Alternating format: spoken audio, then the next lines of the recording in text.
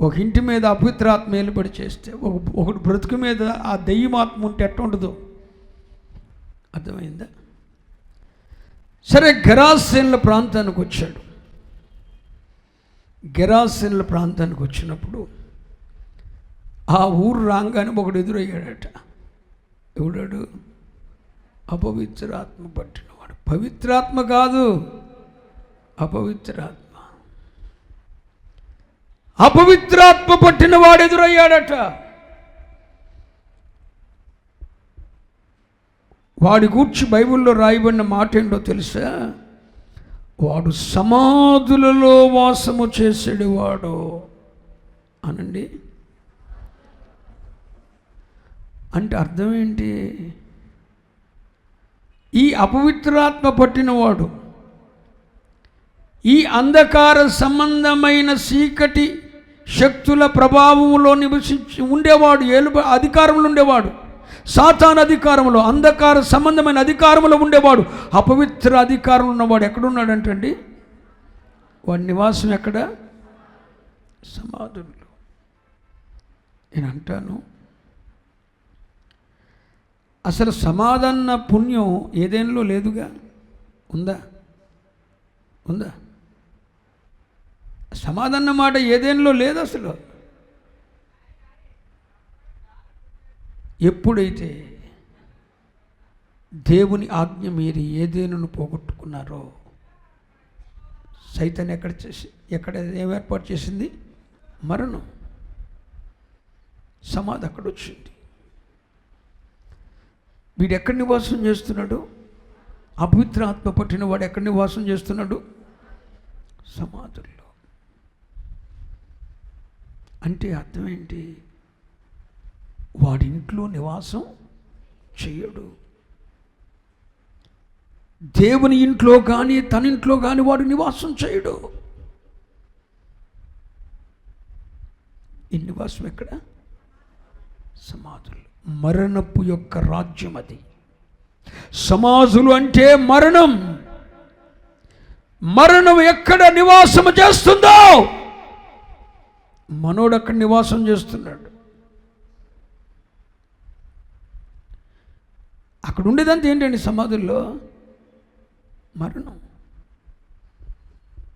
మరణము ఎక్కడ నివాసం చేస్తుందో మనోడు అక్కడ నివాసం చేస్తున్నాడు.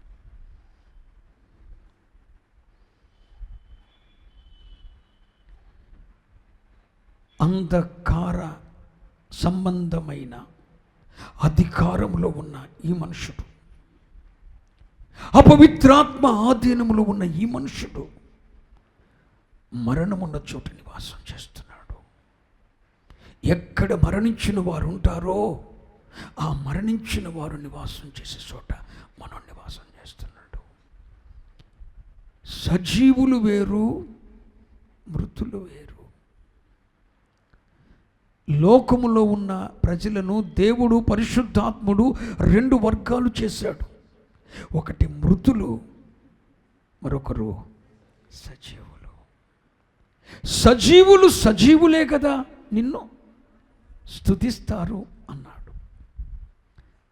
మరి మృతులు నిన్ను స్తుతింపరు ఖచ్చితంగా చెప్పాడు.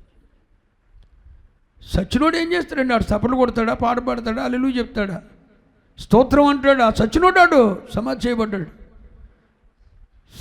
సమాధుల్లో ఉండేది ఎవరు? మృతులు. మృతులు ఎక్కడ నివాసం చేస్తారో మనోడు అక్కడ నివాసం చేస్తున్నాడు. ఎందుకని? వీడు అపవిత్రాత్మ ఆధీనంలో ఉన్నాడు. అంధకార సంబంధమైన అధికారంలో ఉన్నాడు.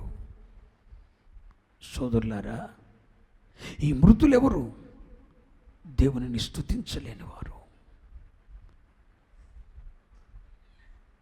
ఈ మృతులు ఎవరు?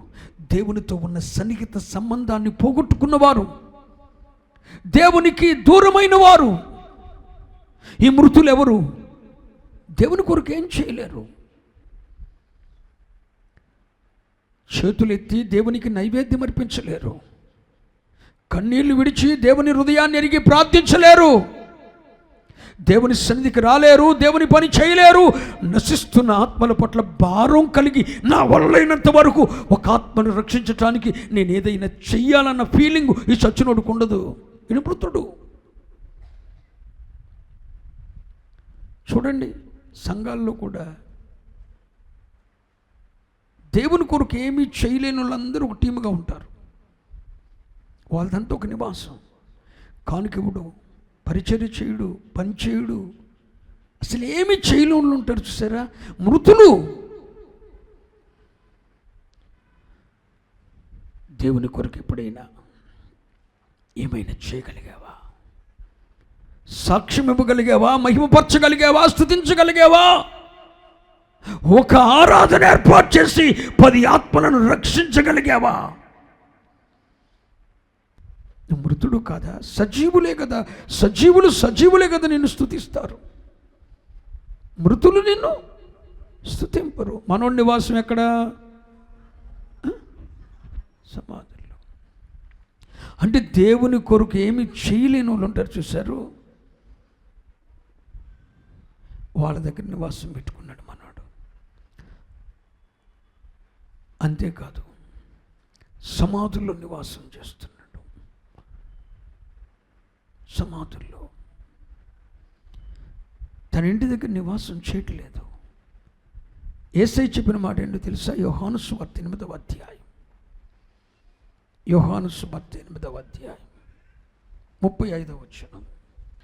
దాసుడు ఎల్లప్పుడును ఇంటిలో నివాసము చేయడు. దాసుడు ఎల్లప్పుడును ఇంటిలో నివాసము చేయడు. ఎందుకని? వీడు దాసుడు ఇంట్లో నివాసం చేయలేడు. కుమారుడు ఎల్లప్పుడు నివాసము చేయును. అద్దండి రేంజ్. కొడుకింట్లో నివాసం చేస్తాడు, పనోడు పని చేసుకుని పోతాడు. దాసుడు ఎల్లప్పుడూ ఇంట్లో నివాసం చేయడు. ఎందుకండి? వాడికి ఛాన్స్ లేదు. వాడు దాసుడు. కానీ కుమారుడు ఎల్లప్పుడూ ఇంట్లో, పనోడు ఇంట్లో ఉంటాడా, పని చేసుకుపోతాడు. కానీ కుమారుడు ఇంట్లో నివాసం చేస్తాడు. దావీదు మహారాజు అంటాడు, నా జీవిత కాలమంతా చిరకాలము నేను యెహోవా మందిర ఆవరణములో నివసింపగోరుచున్నాను. ఎందుకంటే నేను ఆయన కొడుకుని, నేను ఆయన కుమారుని కాబట్టి చిరకాలము యెహోవా మందిర ఆవరణములో నేను నివసింపగోరుచున్నాను అన్నాడు. మరి నీ నివాసం ఎక్కడ? దేవుని కొరకు ఏమీ చేయలేని మృతులున్న చోట నీ నివాసం. దేవుని కొరకు ఏమీ చేయలేరు, ఏమీ చేయలేని మృతులున్న చోట నీ నివాసం. దాసుడు ఎల్లప్పుడూ ఇంట్లో నివసించడు. వాడు వస్తాడు, పని చేసుకుపోతాడు. కానీ కుమారుడు ఇంట్లో నివాసం చేస్తాడు. ఎందుకంటే వాడు వారసుడు. నువ్వు దేవునికి కుమారుడు అయితే చిరకాలము నీ నివాసము ఆయన యొద్ద ఉంటుంది. దేవునికి స్తోత్రం చెప్పండి. అంటే వీడు దాసుడు కాబట్టి, ఇంకా దేవుని కుమారుడు కాలేదు కాబట్టి ఈ నివాసం ఎక్కడ? ఈ ఇంట్లో కాదు, సమాధుల్లో. ఓ మాట చెప్తాను, వింటారా? ఎవడైతే అంధకార సంబంధమైన అధికారంలో ఉంటాడో, ఎవడైతే అపవిత్రాత్మ చీకటి శక్తుల సంబంధమైన అధికారంలో ఉంటాడో, వాడు దేవుని మందిరములో నివాసం చెయ్యలేడు. కన్ఫర్మ్. దేవుని మందిరములో వాడు నివాసం చేయలేడు, చెయ్యడు. వాడు కుదరదు. దాసుడు వాడు. అంధకార సంబంధమైన అధికారంలో ఉన్నాడు కనుక వాడి ఇంట్లో నివాసం చేయడండి. వాడి నివాసం ఎప్పుడు మృతులు ఉన్న చోట. మృతులు. మరి నేను అడుగుతున్నా, దేవుని మందిరంలో నివాసం చేసినవి ఎంతకాలమైంది? దేవుని మందిరముతో నీకు దేవుని మందిరం అంటే ఏంటి? దేవుని ఇల్లు. అన్నిటికీ సమీపంగా ఉన్నావు, ఒక్క మందిరానికే.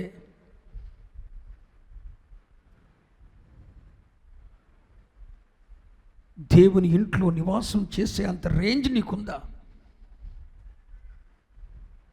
దేవుని నివాస స్థానమైన దేవుని ఇంట్లో నీవు నివాసము చేయలేకపోతున్నావంటే అర్థమేంటో తెలుసా?